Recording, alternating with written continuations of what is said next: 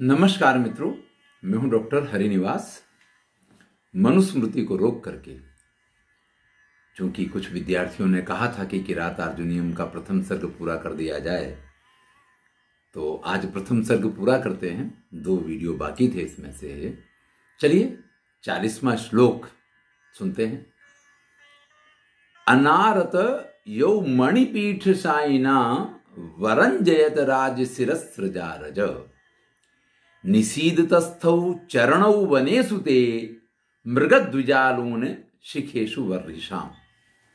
देखिए, आप कथा प्रसंग से परिचित हैं।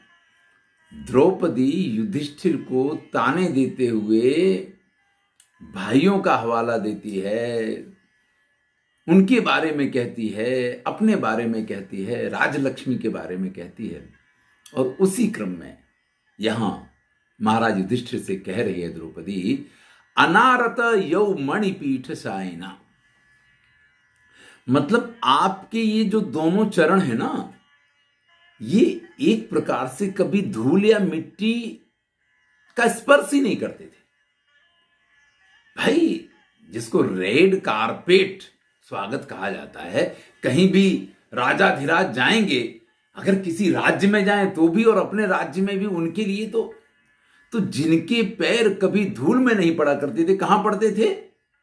मणिपीठ साइना, जिसके पृष्ठभाग में मणियां जड़ी हुई हैं, ऐसी किसी पीठिका के ऊपर या ऐसे राज सिंहासन पे जो चरण हमेशा विराजमान रहते थे। तो भैया, पैर हैं, इनमें धूल तो लगती ही रहती है, लेकिन आपके चरणों में रज तो लगती थी, लेकिन वो पृथ्वी की रज नहीं हुआ करती थी। जो आपको प्रसन्न करने के लिए, रंजन, जो आपको प्रसन्न करने के लिए राजा लोग आकर के अपने सिर झुकाते थे, उस समय उनकी माला में से जो रज कण झरते थे, सृजा रज, वही रज आपके चरणों का स्पर्श किया करती थी। निशीदतस्तौ चरणौ, आपके वो दोनों चरण, आज उनकी स्थिति क्या है? वनेषु ते, इस जंगल में कहां रखे जाते हैं? मृग द्विज लून शिखेषु वर्षाम। या तो ब्राह्मणों ने जिस कुश को तोड़ा है और कुछ कुश टूटे पड़े हुए हैं, उन कुश के ऊपर, या मृग ने जिस घास को या कुश वगैरह को खाया है और उसकी वजह से, यानी कुश अगर पृथ्वी पे पड़ा हुआ है तो कई बार उसकी जो अणी होती है, उसकी जो नोक होती है, वो पैर में इस तरीके से फांस की तरह लगती है कि आज की सीधी भाषा में कहें तो व्यक्ति को नानी याद आ जाए। तो यहां द्रौपदी कह रही है कि जो आपके चरण कभी भी धूल दूषित नहीं हुआ करते थे, आज वो इन कंटकित घास वाले या कुश वाले उस प्रदेश में, यहां वन में, यहां से वहां पड़ते रहते हैं। तो महाराज, आप किसी का नहीं तो अपना तो ख्याल करो। द्विषन्निमित्ता यदि यम दशा ततः समूल उन्मूलयतीव मे मनः परैरपर्यासित वीर संपदाम पराभवो प्युत्सव एव मानिनाम। महाकवि भारवी, जिसके लिए जाने जाते हैं भारवेह अर्थ गौरव, यह एक बड़ी सुंदर सूक्ति का प्रयोग करते हैं, और यह अर्थांतर न्यास अलंकार है कि द्विषण निमित्ता यदियम दशा ततः, अगर आपकी ये दुर्दशा शत्रुओं के कारण हुई हो, तब तो भाई बड़ी अच्छी बात है। यानी जो मनस्वी लोग होते हैं, जो श्रेष्ठ लोग होते हैं, अगर उनका शत्रु शक्तिशाली हो और उस शत्रु के साथ टक्कर लेते हुए, उसके साथ युद्ध करते हुए, और कभी भाई हर युद्ध में व्यक्ति का विजय हो यह आवश्यक नहीं है, तो पराजय भी हो सकती है। और जहां पीठ ना दिखाई जाए और व्यक्ति को पराभव यानी पराजय भी प्राप्त हुई हो, तो मनुष्य लोग उस पराभव को, उस पराजय को भी श्रेष्ठ मानते हैं, उत्सव मानते हैं।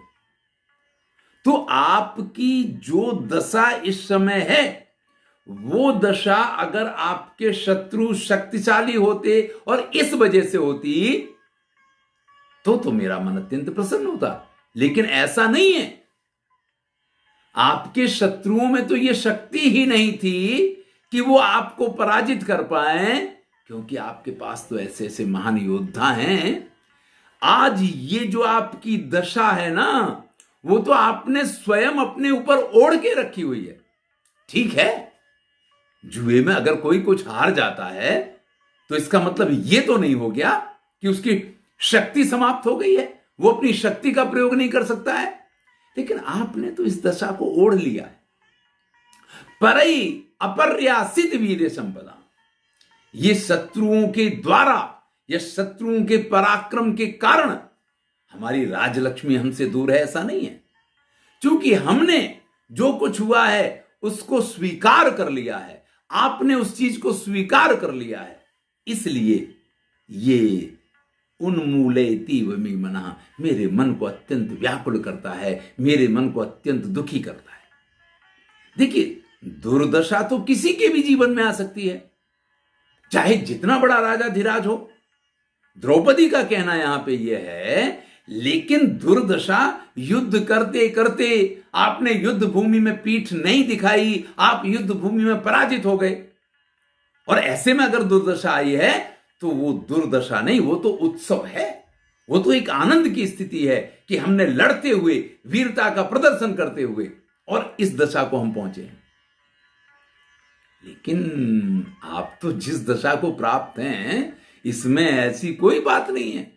ये तो चूंकि आपने स्वीकार किया हुआ है कि नहीं, हमें वनवास मिला, हम तो वन में रहेंगे, वन में रहना यही अब हमारी एक नियति है, तो ये चीज मुझे बहुत दुखी कर रही है।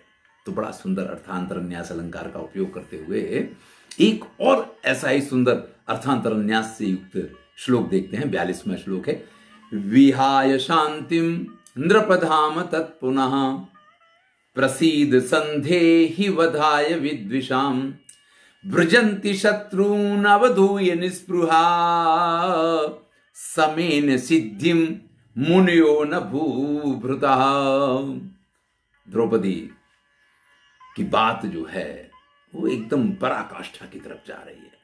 कहते कहते जब स्त्री अपनी सारी गोटियां बिठा करके और अपने पति को समझाने की कोशिश करे, स्थिति वही है। और उसमें द्रौपदी जैसी जो राजकुमारी है, 5 पांडवों की पत्नी है, सक्षम पांडवों की पत्नी है, क्या कह रही है? विहाय शांतिम नृपधाम तत्पुनः, हे महाराज, इस शांति का परित्याग करो, शांतिम विहाय, और फिर से उन शत्रुओं के विद्विषाम वधाय, अपने शत्रुओं के विनाश के लिए पुनः संधि, प्रयत्न कीजिए, प्रसीद, आप प्रसन्न होइए। अरे आपको तो सिर्फ हां ही कहना है, आपको कुछ करने की जरूरत नहीं है, आप खाली एक बार हां कह दो। आपके हां कहने मात्र से, बाकी तो आपको पता है, अगर आपने महाभारत के इस कथा प्रसंग को सुना है, जब वन में पहुंचते हैं जाकर के पांडव, अगर आपने नहीं सुना तो वन पर्व की शुरुआत की वीडियो आप सुनिए, पूरा महाभारत है हमारी प्लेलिस्ट में, तो इसका आनंद आपका कई गुना बढ़ जाएगा और इसकी समझ भी आपकी बढ़ जाएगी, क्योंकि उसी प्रसंग को लेकर के ये किरातार्जुनीय लिखा गया है।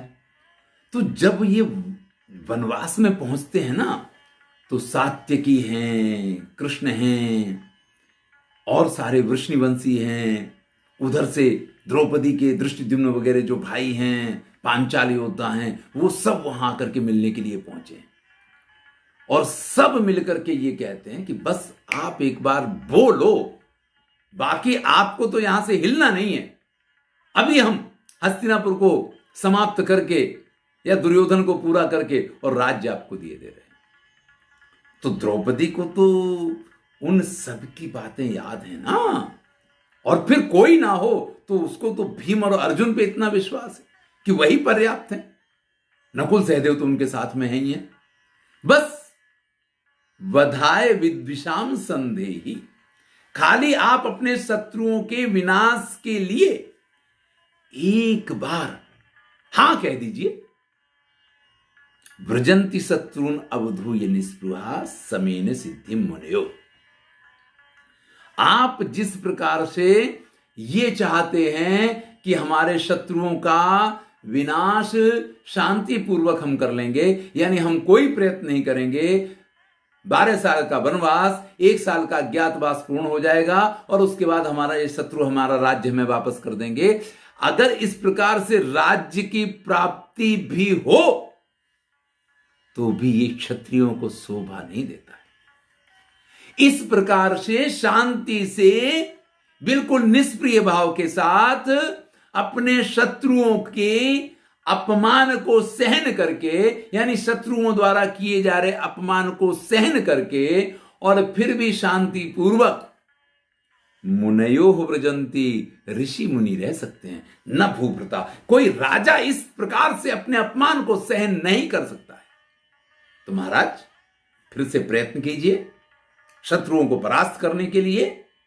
इस शांति को भूल जाइए, इस शांति का कोई परिणाम नहीं है। और जिस प्रकार की ये शांति चल रही है ना, ये सारा क्रियाकलाप ऋषियों मुनियों को शोभा देता है। एक राजा के रूप में एक महाराजा धीराज को ये शोभा नहीं देता है। 43वां श्लोक, पुरा सराधाम वताम यशोधना, पुरस्सराधाम वताम यशोधना, सुदुस्सहम प्राप्य निकारे मीदृशम, भवादृशा चेत अधिकुर्वते रतिम, निराश्रया हंत हता मनस्विता। इसीलिए इनको भारवेय अर्थ गौरवम कहा जाता है। जब एक बार शुरुआत करते हैं ना, तो हमने देखी 2 अर्थांतर न्यास के प्रयोग देखे। चलिए तीसरा भी प्रयोग देखते हैं। क्या कहते हैं? आज आप ये मान लीजिए कि जो मनस्विता है, मनस्वी लोगों में जो गुण होता है मनस्विता का, वो निराश्रय हो गई, हंत हता, वो तो मारी गई। क्यों मारी गई? पुरस्सराधाम वताम यशोधना। जो यशस्वी लोग थे ना, इस संसार के सबसे श्रेष्ठ यशस्वी लोग जो हैं, उनमें आप सबसे अग्रगणी थे। पुरा सरा, पुरा यानी सबसे आगे, सरा यानी चलने वाले, यानी सबसे आगे विद्यमान थे आप। किनमें? जो यशस्वी लोग इस संसार के होंगे। और ऐसा आप जैसा जो यशस्वियों में सबसे आगे हो, इस प्रकार से जो सहन करने योग्य नहीं है, यानी कोई भी शूरवीर जिस चीज को सहन नहीं कर सकता है, उसको अगर आप सहन कर रहे हैं, भावादृशा, आपके जैसे, चेत यानी यदि, अधिकुर्वते रतिम, इस प्रकार से इस शांति को प्रेम करने लग गए कि ठीक है यार, अब रहने दो, जो है ठीक है, जब होगा तब होगा, 12 साल का वनवास, 1 साल का ज्ञातवास पूरा करेंगे, फिर तो हमारा राज्य वापस मिल ही जाएगा। तो अगर आप जो यशस्वियों में सबसे अग्रगण्य थे, और वो भी अगर इस प्रकार से जो, अरे थोड़ा सा भी कोई अपमान करे ना, तो छोटा बच्चा भी रिसा जाता है, वो भी गुस्सा हो जाता है कि नहीं, आपने तो हमारा अपमान कर दिया, या आपने तो मेरी, आजकल तो एक शब्द और प्रचलित हो गया है, अच्छा इतनी बेइज्जती। तो ये तो एक प्रकार से व्यक्ति की सिर्फ अवमानना नहीं है भाई। जो श्रेष्ठ लोग हैं वो इस प्रकार की अवमानना को सहन ही नहीं कर सकते हैं। सुदुस्साह शब्द का प्रयोग किया है। और आप तो यशस्वियों में अग्रगण्य हैं, आप अगर इसको सहन करते हैं तो फिर तो जिसको मनस्विता कहते हैं, जिसको भाई जीवन में अगर आपके पास सेल्फ रिस्पेक्ट नहीं है तो आपकी जिंदगी बिल्कुल बेकार है। आपके पास 2 चीजें बहुत जरूरी हैं, एक आत्मविश्वास जिसको कहते हैं सेल्फ कॉन्फिडेंस, और दूसरा सेल्फ रिस्पेक्ट। अगर आप स्वयं अपनी आत्मा को, अगर आप स्वयं अपने आप को रिस्पेक्ट नहीं दे पा रहे हैं, या आप स्वयं अपने रिस्पेक्ट की रक्षा नहीं कर पा रहे हैं, तो फिर भैया दूसरा कोई नहीं कर पाएगा। तो आत्मविश्वास और आत्मसम्मान ये दोनों ही सबसे महत्वपूर्ण हैं। और आप जैसे यशस्वी व्यक्ति के लिए अगर आप इस चीज को बर्दाश्त कर रहे हैं, तो फिर तो जिसको मनस्विता कहा जाता है वो निराश्रय हो गई। हाय, वो तो मारी गई, वो तो अब संसार में उसके लिए कोई आश्रय ही नहीं रह गया है।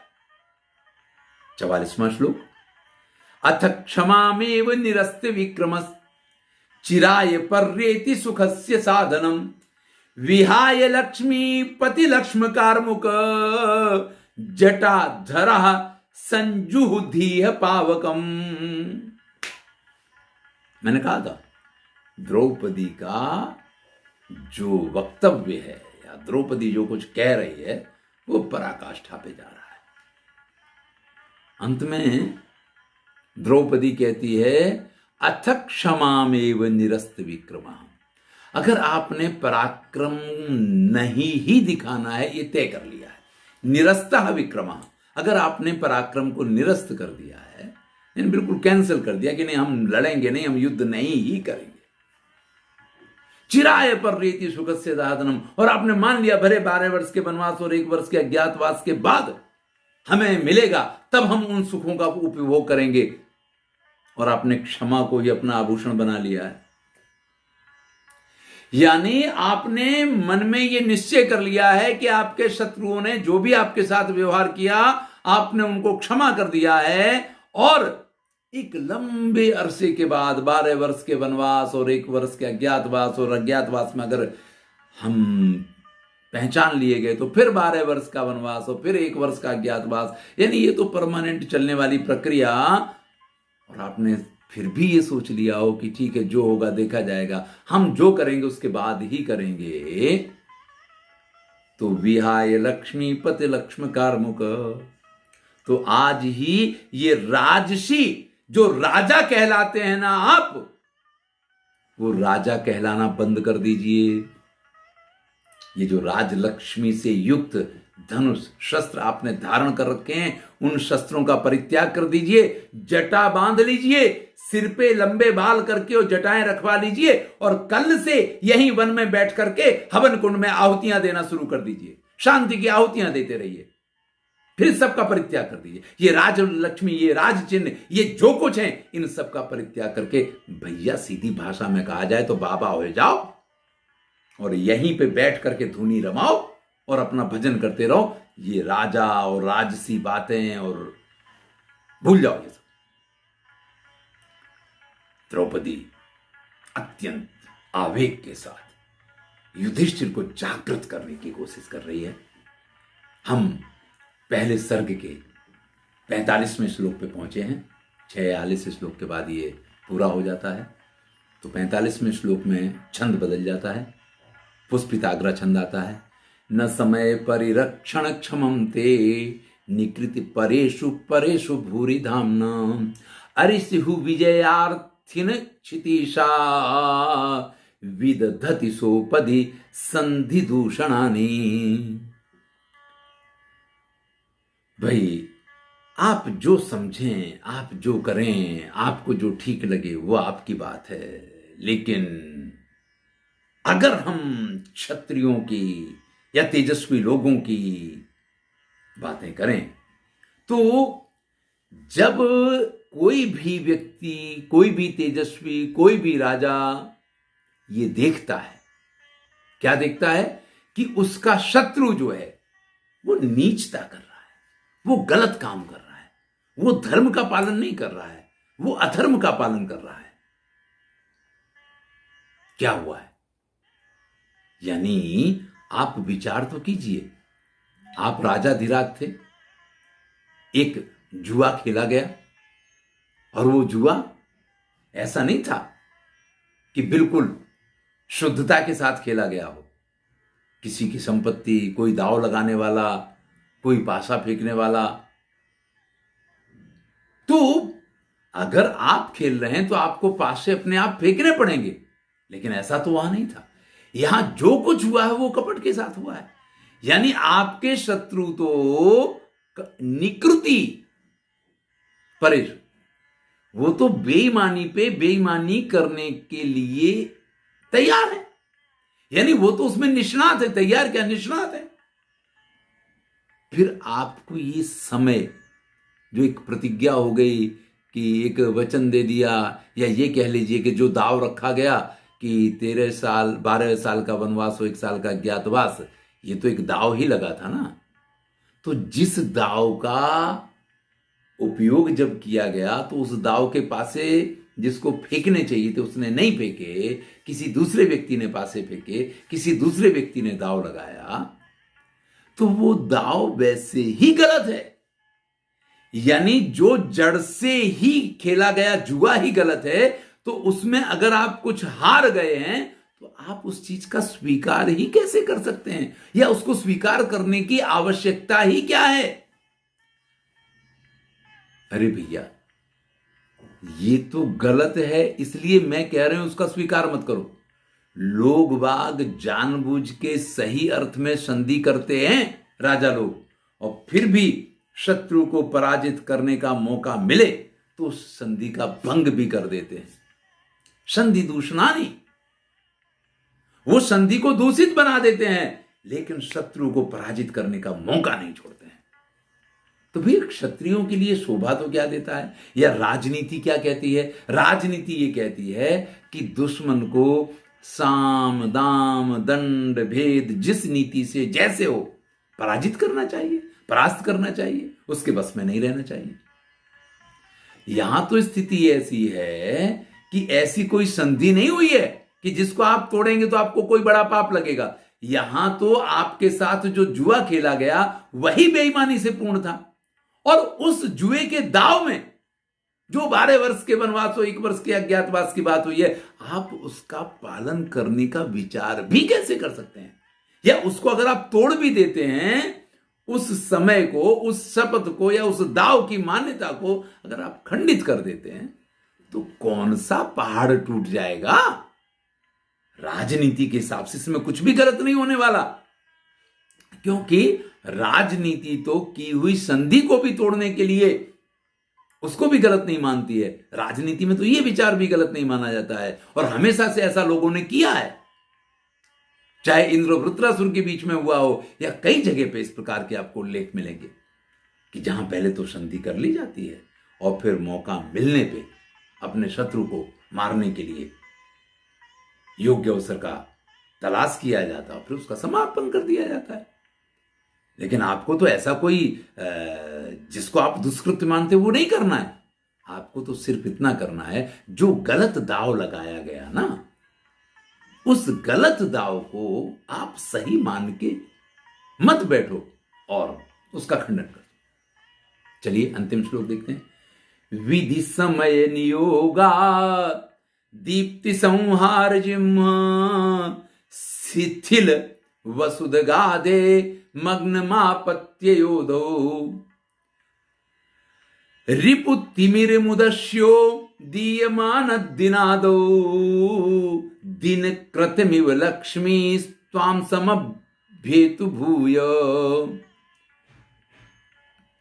ये महाकाव्यों का नियम होता है कि पूरा सर्ग जिस श्लोक में हो, अंतिम श्लोक में या जिस छंद में आबद्ध हो, पूरा सर्ग अंतिम पद में वही छंद नहीं रहता है, वहां पे छंद परिवर्तन का विधान है। यहां पे भी वैसे हमने तो देखा कि 45वें श्लोक में ही छंद परिवर्तित हो गया है, और यहां पे भी छंद परिवर्तित है। महाराज युधिष्ठिर के सामने द्रौपदी का ये अंतिम वाक्य है, और पहले सर्ग का ये अंतिम श्लोक है। विधि समय नियोगात। ठीक है, व्यक्ति के जीवन में खराब समय आ जाए, विधि का विधान कुछ इस प्रकार का हो जाए, तो कुछ भी उल्टा सीधा हो जाता है। आपके साथ भी विधिवश यानी भाग्यवश और समय के खेल के कारण ये जो कुछ हुआ है, संहार जिम्मा। अब आप इसको भूल जाइए।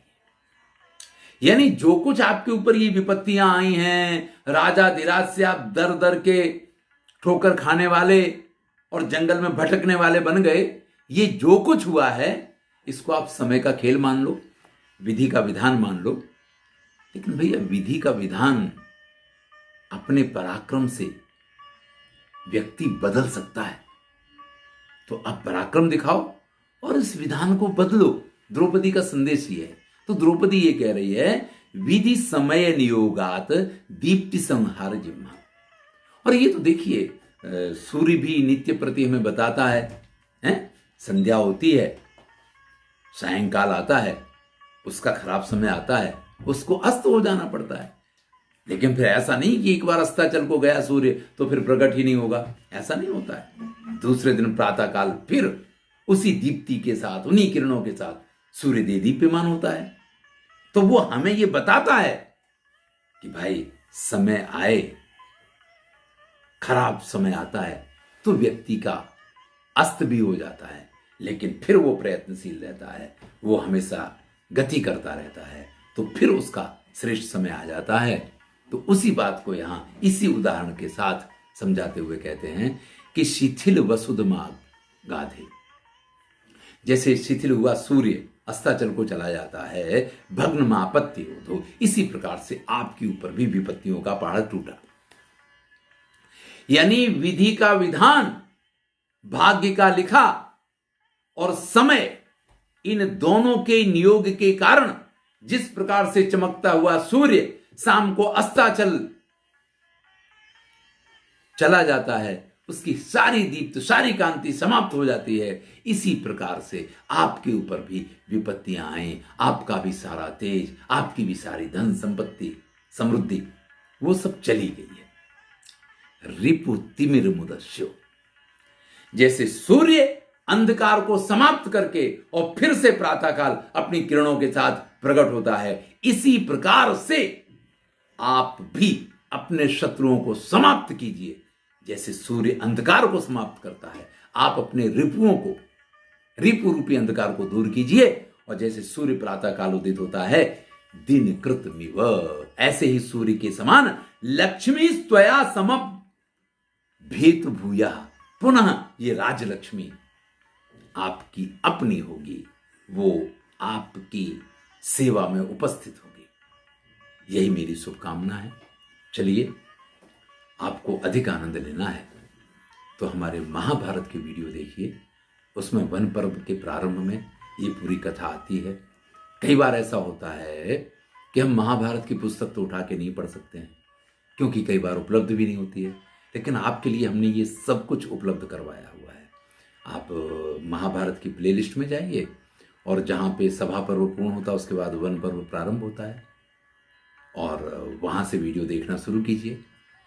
ये पूरी जो किरातार्जुनीयम की कथा है आपको वहाँ मिल जाएगी। कई बार मैंने वहाँ पे किरातार्जुनीयम का उल्लेख भी किया है, तो आनंद लीजिए। अच्छा लगे तो मित्रों के साथ शेयर कीजिए। मैं हूँ डॉक्टर हरिनिवास, और चैनल से आप परिचित हैं। चैनल का नाम है संस्कृत साहित्य एवं संस्कृति।